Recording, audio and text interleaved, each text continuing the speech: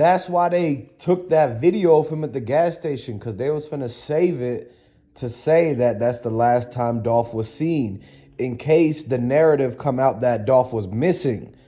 Okay, so now let me get this straight too. Dolph never called Snoop Bands. He never called him. That was somebody in the cookie shop literally taking Dolph's phone after they put his face scan to unlock his iPhone. He was laid down on the ground. They put the face scan, unlocked his phone. They pressed Snoop Bands on the contact, did a call, and hung up right away. So that way on Snoop Band's phone, it shows up as a missed call. Remember, Snoop Band said he had a missed call from Young Dolph. You could have a missed call by pushing on somebody's button, and then you go back and look at the other person's phone. It says missed call, but look, nobody ever talked because it was an accidental like butt dial. It happens all the time, and you got to realize that Young Dolph didn't call Snoop Bands. It was somebody in the cookie shop that took his phone, calling the people, trying to make it seem like he was pleading for help, to make it look more like something had actually happened that he had to call for help for. But dude actually been killed up, laid down on the ground for over a day in that cookie shop because he had the same yellow shirt on as the last time he was seen at the gas station. And we just proved that that footage from the gas station wasn't even the same day as the Dolph incident. That's why it was so big of an issue with them even taking the footage and giving it and releasing it to the public. It was basically a stall. They wanted to stall because they took the screenshots of the guys running up. They notice the screenshots of the guy running up. Notice the screenshots of the guy running up. He literally doesn't show Young Dolph's arm hanging out the window plus the guys running up. It's not a outside footage where you see the scene of Young Dolph Lane and the guys running up. All you see is Young Dolph car, the white car, Maurice car, and you see the Bentley. And you see the two guys with the Drake shaking them. You don't see the front of the storefront. You don't see the storefront with the picture. In the still shots, you don't see, both of them is not with the same picture of his arm hanging out the window. Think about it, you guys. They took it from an angle to where you don't know if that happened on that day. Those guys were running, shaking the Drakes a whole totally different day. It was like a movie scene. Like they acted this out because it's no way MPD did it run to their rescue. Like, you have to understand, they had to ride past MPD in order to get away from Makedas.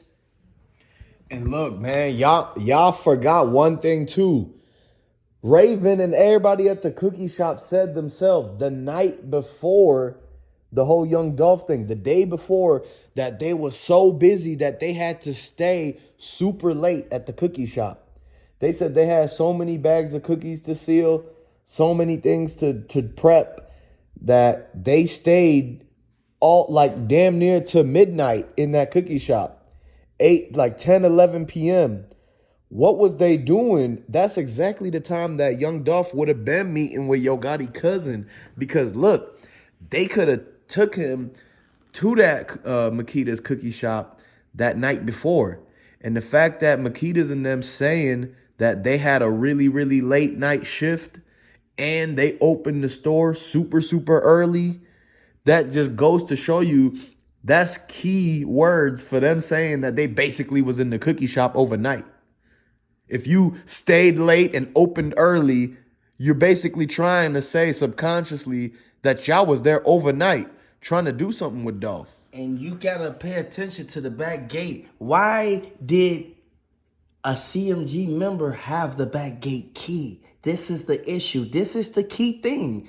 Why did the opposition have a key to an establishment that's owned by Young Dolph, who's ran by Makedas? Like, y'all gotta look at that. It's no way that this just happened all of a sudden out the blue. No, man, open y'all mind, man. Ain't nobody finna make y'all look at it from this way, that way. No, man. Y'all got imagination too, man. Look at the facts. Y'all need to pay attention, man. And it's so hard. It's heartbreaking to see people watching what's really going on and not taking heed to basically the criminals implement themselves in the whole situation, and then they're sitting back laughing at all of the people who can't put two and two The together. cookie shop at like late at night after the Ruth Chris, when they pulled up with the Bentley and they just knocked Dolph out in that parking lot at the Ruth Chris and took the cashier's checks. That's when they brought him to Makeda's, because before, at that point, he was still alive. When they brought him into the back of the Makeda's in the manager's office, the reason they did that was so that they could wait for him to wake up and so he could give him the combination to the safe. Because it's about 20 more cashier's checks in there for $5 million each. So y'all got to understand that it's all types of money up in this place. Cashier, you could have more money on cashier's check than cash that you can hold. So everybody's saying, that it's too much money for one person to hold. No, that's not true. That because you're thinking that people have rubber banded up 20s. No, these are cashier's checks, bro. Bosses get money differently than you guys do. So that's the difference. Now basically they waited for him to wake up so that they can get the combination to the safe in Makeda's. So he didn't want to give it up. He didn't want to give it up. So they basically said, "Hey, they're gonna fire off rounds if he didn't do it." And they must have had to break into it, because he wasn't gonna give it up like that. He already knows what it is. He's not just gonna let them take it easy.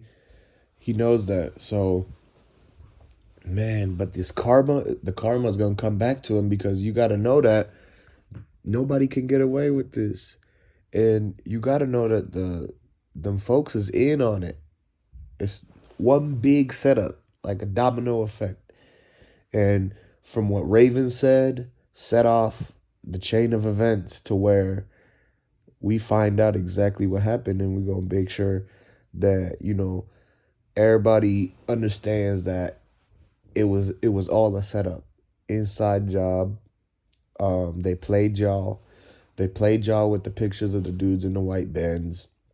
Most of that stuff was just all for show, all for charades.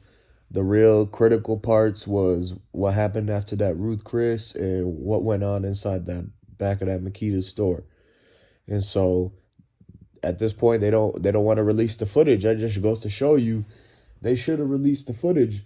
They already released footage of DaBaby doing what he did. So if they could release footage of DaBaby doing what he did, then why can't they release the footage of what happened to Makeda's and Dolph? At least just him pulling up. We want to see that it was Dolph pulling up. That's why they won't show you him pulling up, because he never pulled up. He never pulled up. They stole his car keys at the clinic and pulled the car up themselves. Dolph came in the back of the Bentley. Dolph didn't get there in his own car. And his truck was there. They tried to pull so many of his cars up to make it seem like either he was going to do a music video or that he came there to buy cookies. They literally had 3-4 different narratives ready to go, and that they were just going to push which one is the most believable on social media. So y'all got to understand, man, I just broke it down. So go ahead and subscribe to the channel, comment on this video, hit that like button, man. I want y'all to let me know if you rocking with Young Dolph, if you rock with PRE, put it in the comments, man. Put the Dolphins in the chat.